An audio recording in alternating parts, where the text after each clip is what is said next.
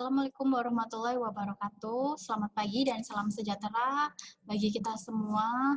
Pada pelajaran Bahasa Indonesia hari ini kita akan belajar materi tentang apa itu paragraf.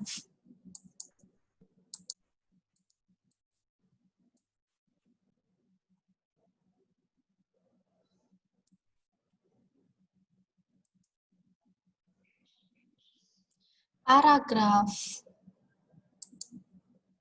Apa itu paragraf? Paragraf merupakan satuan bahasa tulis yang terdiri atas beberapa kalimat yang tersusun secara runtut, logis, lengkap, utuh, dan terpadu. Lalu bagaimanakah membuat paragraf yang baik? Membuat suatu paragraf yang baik tidaklah semudah yang kita bayangkan, karena paragraf yang baik memiliki aturan-aturan tertentu. Kemudian, gagasan pokok. Gagasan pokok adalah ide pokok atau pokok pikiran. Gagasan pokok biasanya disebut dengan ide pokok atau pokok pikiran, adalah inti pembahasan dalam sebuah pernyataan kalimat. Gagasan pokok adalah sebuah pesan atau inti yang hendak disampaikan penulis kepada pembaca. Kalimat utama. Kalimat yang mengandung gagasan pokok adalah bernama kalimat utama atau kalimat topik. Di sini saya akan membahas tentang paragraf. Pada bab 3 yaitu teks eksposisi terdapat paragraf, yaitu paragraf deduktif, induktif, dan campuran. Di sini saya akan menjelaskan tentang paragraf deduktif, paragraf induktif, dan paragraf campuran yang ada di dalam teks eksposisi sebagai pola pengembangan teks eksposisi. Paragraf deduktif. Paragraf deduktif sering disebut dengan paragraf awalan. Paragraf ini terletak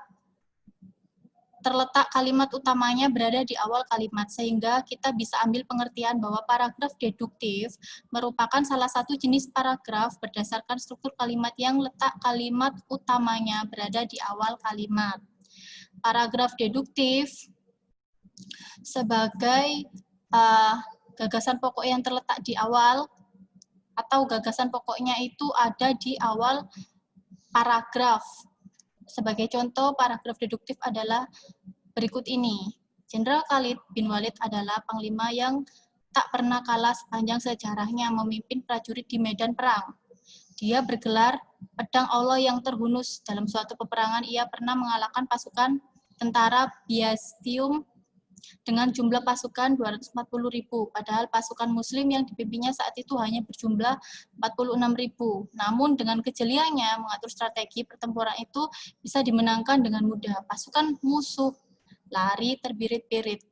Pada paragraf ini disebut dengan paragraf deduktif. Karena apa? Karena gagasan pokok terletak di awal kalimat, atau inti dari apa yang dibicarakan dalam paragraf ini ada di awal kalimat atau ada di awal paragraf, sehingga disebut dengan paragraf deduktif. Setelah itu ada paragraf induktif. Paragraf induktif yaitu kebalikan dengan paragraf deduktif. Paragraf induktif ini ada di akhir kalimat. Letak kalimat utama atau ide pokok biasanya terletak di akhir kalimat, sedangkan pada kalimat utama berisi tentang penjelas. Contoh gagasan pokok yang terletak di akhir atau induktif adalah sebagai berikut. Karya sastra merupakan hasil olahan imajinasi pengarangnya. Pengarang harus membebaskan imajinasi agar hasil karyanya berkualitas. Tanpa daya imajinasi, mustahil seorang pengarang berhasil menciptakan sebuah karya. Oleh karena itu, imajinasi merupakan aspek penting dalam proses penciptaan karya sastra.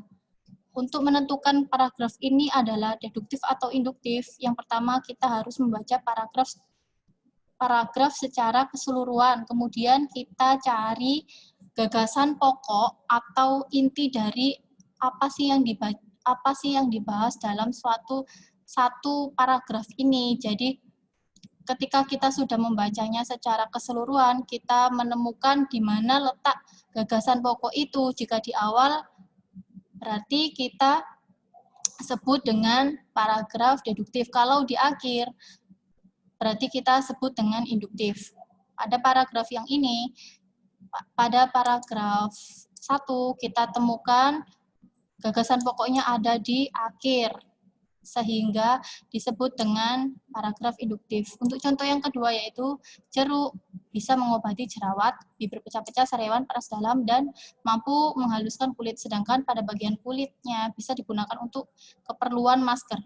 Buah jeruk sangat bermanfaat.